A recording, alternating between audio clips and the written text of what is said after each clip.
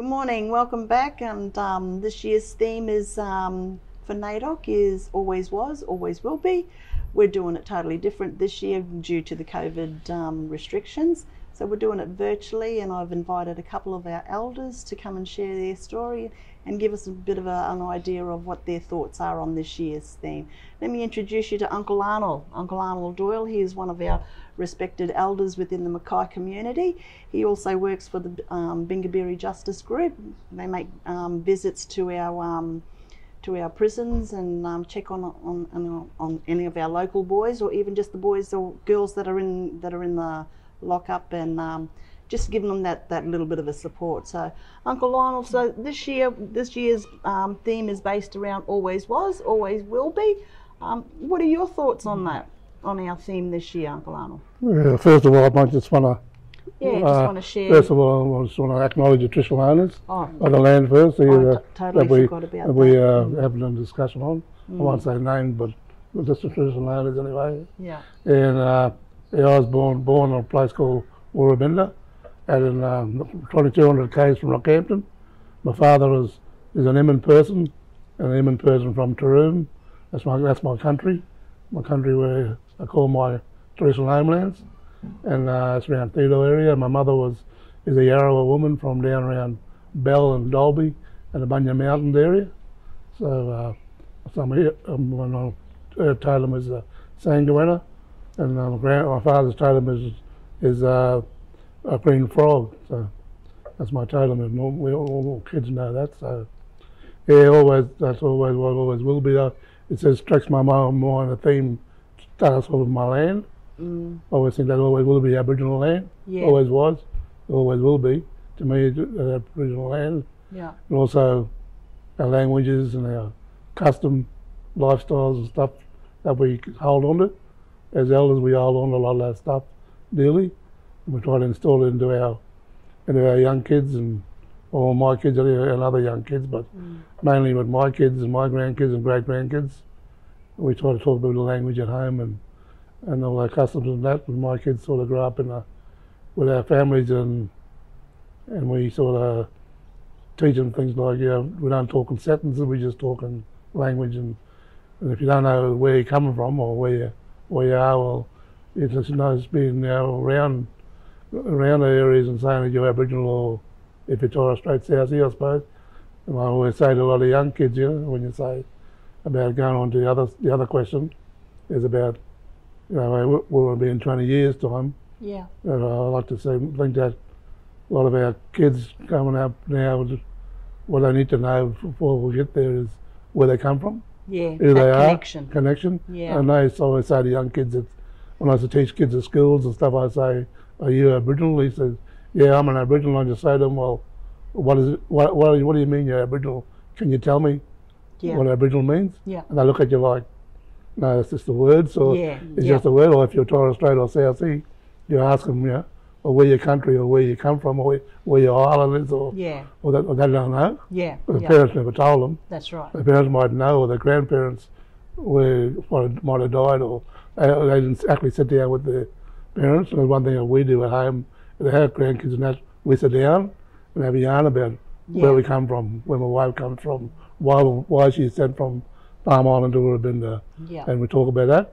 And even like some of the older ones, they might feel a lot of pain about talking, but you got aunties and uncles and that you can go to. Yeah. It'll tell you, that will share that story. You need to know that. And don't be frightened to go and find out who it is. That's why I always say these kids in detention centres and stuff, they're sort of lost, and they sort of don't know where they come from, or where they're going, or who they are. Yeah. They say they're Aboriginal, or South Sea or Torres, but they don't know why. They still don't know where that connection is. They don't even know why they're Aboriginal. They're Aboriginal. I said, you got to know your lifestyle. Yeah. You got to know country. You got to know your totem.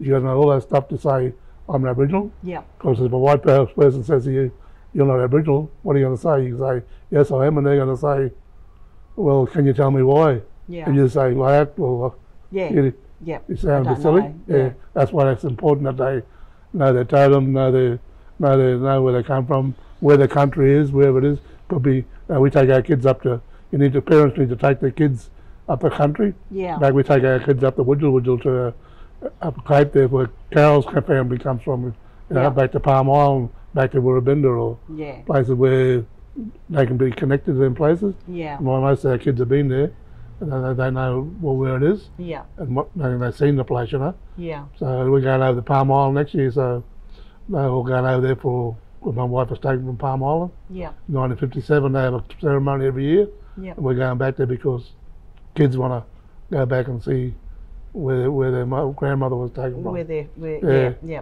And you know, even talking language at home is not good too, because even when we ring up, people call me Bulu. My grandkids call me Bulu, Yeah. means grandfather. Yeah. And then we say, they will say Bulu, and people say to them, "Where's your grandfather?" They wouldn't know. Yeah. They sort of look at who's that? Yeah.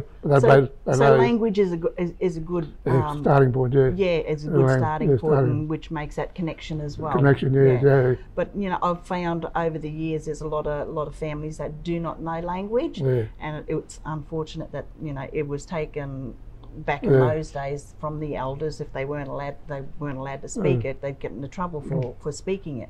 So therefore, that's where they've lost that language to be able to pass it down to yourself and to the next generation. So well, we weren't allowed to talk in Woorabinda either, but when we come out of Woorabinda, I've sort of picked it up places. You need to pick it if you're up to a parent to go and pick it up. Yeah. If you don't go and pick it up, well, the kids won't learn it. That's right. So you as a parent, you need to be interested in your culture. Yeah. If you're not interested in your culture, if you're only going to go around drinking and every other, what they say, live in the Western world, is leaving the other world behind. That's it. Yeah. This day you live in both worlds. Yeah. Yeah. And that's why we might have lost it a lot, but you can pick it up. Yeah. You can learn from people, you know. That's right. Well, we all say different languages for different things. Yeah. Although we can't talk in sentences, but our kids all talking, we would say language here and there for things, you know. Yeah. But like I said, parents need to step up. Yeah. So later on down the track, Uncle Arnold, like if with the parents, if they did, how would they go about if they wanted to connect back to their country? Like if you have a mum that like desires to know more, your advice, where would they start? Well, they've got elders around from Aboriginal elders around. Most Aboriginal elders know families from different tribal areas. Yeah. Just by their last name. Yeah. You notice me, if I go to prisons or go anywhere, and people introduce themselves as Bill or Jack, I'll say, "What's your last name?" I'm trying to find out. Yeah. I know them better about families. Yeah. If they say Doyle, or they might say Watersons, or someone who's ill related to me, my line. Yeah. If they say other things like Georgetown, or I say, "You're a Palm Island boy," you say, "Yeah." Yeah. Because I know them people come from Palm Island or up the Cape. Yeah. So they need to know the connections that area. Yeah. And you would know different, even Jenny and people that go into prisons, people say, "Oh, you're related to me," or you know. Yeah. Find out their last names first. Yeah. But the way you find that out is your totem. Your totem's supposed to tell your last name. Okay. That follows your female line. Okay. Your totem, so how would you find out what your totem is? Yeah, well, it follows your female line, your mother and your mother, grandmother, great grandmother. Should have it. If you can go back, if you got people alive if you have people that are alive, maybe the libraries and places. We went a lot to the archives in Brisbane. Yep. To the South Bank. Yep. To there, another one over near the hospital, QE2 Hospital. Yeah, that's in Roma, isn't it, or something like that? That's in Brisbane. Yeah. It's they got a lot of stuff on Aboriginal history. State archives. Yeah, state archives. Yep. If you go there, they'll actually send you a lot of stuff. Yeah. If you ring them up. Okay. And you just tell them your name, your last name, and your mother or grandma. Yep. I don't know about the libraries here, whether they got much on that sort of stuff. But no. Rocky got a little bit on Woorabinda stuff. Yeah. Rocky libraries, and we go there sometime. But mainly, the best source of information is old people. Yeah. If you can grab old people or people like say like even me or Mr. Kemp was a good example of that. Mm-hmm. But he's gone now, so. Yeah. But you can't go back and. But he taught me a lot, about stuff and people's names and stuff. Yeah. That's what I'm saying. Like you got to get that curriculum into the schools too. Into the schools. So they can learn their language and learn their culture. Yeah. The main thing is hold on to your culture. You live in the Western world because you still got all that. You got to learn computers, mobile phones, and all that sort of stuff. You know, Yeah. microwave ovens and that. Yep. But don't lose that That other culture. part of you. Yeah. A lot of people do. Yeah. You know, and stealing cars and all this stuff like kids do and stuff. A lot of that, Mr. Kemp said, a lot of that's done because they haven't been initiated. Yeah. They're still boys. Okay. You get initiated when you're back in the early days. Initiated when you're like 11, 12-year-old. Yeah. A lot of them fellas, and you're a man then. Yeah. So a lot of them, he said, a lot of them people in jail, a lot of the kids stealing cars, they're not men yet. Yeah. They're still boys. Still only little boys. Boys because they haven't been initiated. Initiated. And a lot of the women they get initiated too, but different ways. Okay. Yeah. So all that you got to be taught to young fellas too. You're not initiated yet, but I always say to them, the initiation you fellas can do these days is when you go from primary school to high school, that's your initiation. Yeah. You're going from kids in primary school to adults in high school. Yep.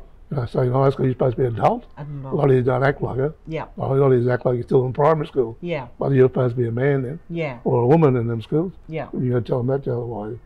That's what a lot of them get, you know, it's sort of mixed up and they Yeah. they go Because steal Western cars. society Yeah. would assume that Yeah. okay, you can't be telling a youth that's going from primary school into high school, Yeah. you can't tell them that okay, you've got to start behaving like Yeah. a grown up Like, now yeah. as a man, Yeah. because that, you know, Western Yeah. society would think as like definitely. that's bullying. That's, you know, you can't expect a little fella to know No, this. that little idea, but yeah. he does. But this is part of culture. Culture, part of your culture, your Yeah. customs, yeah. But you know you're a man then, and you're Yeah. 11 or 12-year-old. Yeah. 13, you're not a kid anymore. Yeah. You just go hunting with the men then. Yeah. Yeah. And then they got to learn about, all of them say, oh, don't go to McDonald's, or don't go eat this, or don't go eat Jack's. I said, well, that's part of customs and too lifestyle, is that there was a big supermarket in the bush years ago. Yeah. Big supermarket like Coles, and I tell the kids like Coles, Yeah. and you know where all the aisles are. Yeah. You know where the lolly aisle is. Yeah. And your mother would have took you with pick fruit and everything. Yeah. A little bit out of the side of the bush. Yeah. Other side of the bush is somebody else growing. Yeah. And if you want ice cream or something like that, you go down to the oysters and Yeah. all that stuff on the beach. Yeah.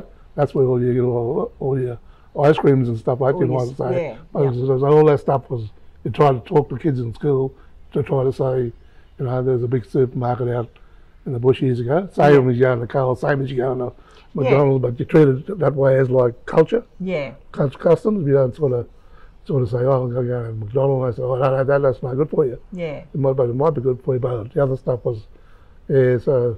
So it would be pretty good to also have something in place there of knowing, you know, when you go on country, what is medicinal, what plant is medicinal, what plant is edible, you know, and you know what other plant could be used to just to build yourself a gunya or that's or stuff, yeah, boat or yeah. something like that, you know. Yeah, but you build boat and gunyas and stuff, and Yeah. you make stuff, you know. But there's a lot of stuff around here, Cape Hillsborough, and you know, the Lamers Beach has put a lot of food stuff, but I don't go there even more because I can't walk that around there. Yeah. Sometimes Lynn takes them, but you know, I'd rather go elders take you, but I used to take school camps and that. Yeah. And school kids there to have a feed of stuff and sugar and all that sort of stuff. Yeah. But I don't do it like now. I taught my young fellas, but grandkids, but he lives over in Emerald now, so. Yeah. But you still need a lot of them kids I taught years ago. A lot of them would probably still have it in their mind. Yeah. Should have it in their mind. We taught a tape, you know. But I know how we're going to stop these kids from getting in trouble. Is that's another. I've been doing work with them for like 30 or 40 years now, trying to seeing kids going to detention centres, end up in jail, big jails now. In the big you can't house. see them in the big house now. And they, sort of some have gone on, and had kids and raised families.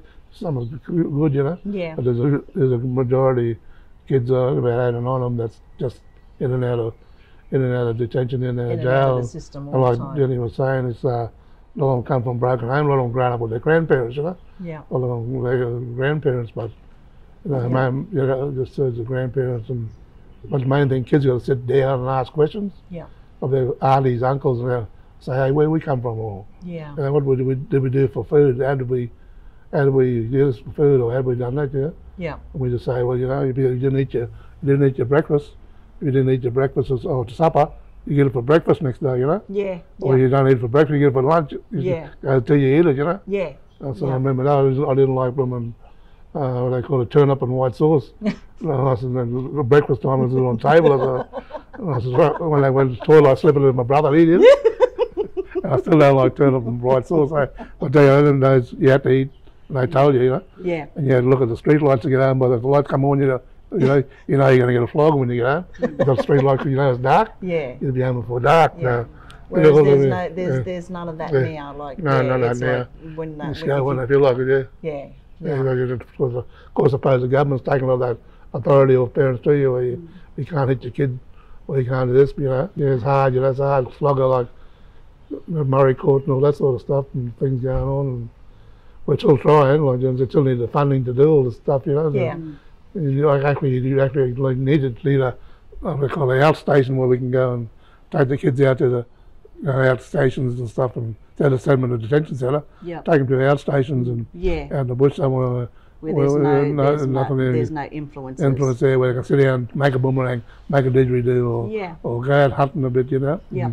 And that's all there out with elders and stuff. Yeah. And also you still need that little bit of like a home thing down here in the cities. Yeah. Need a sea mainly. Yeah. Because you still got that sea stuff that you got to learn.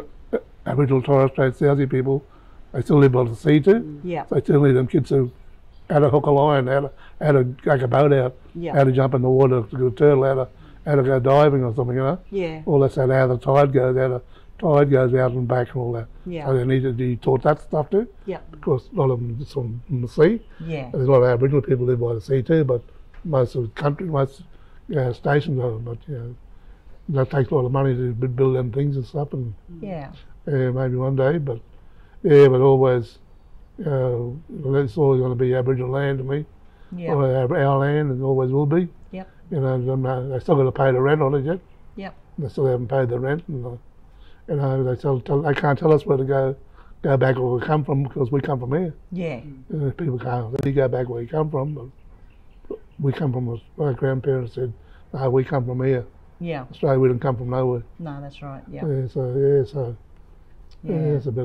little bit of a history stuff there. But yeah. Well, thanks for sharing with us, Uncle Arnold, and so stay tuned, guys and gals, and if you need to wanna borrow Auntie Jen and peck her brains about her bit of knowledge that she's got on this year's theme, or even Uncle Arnold.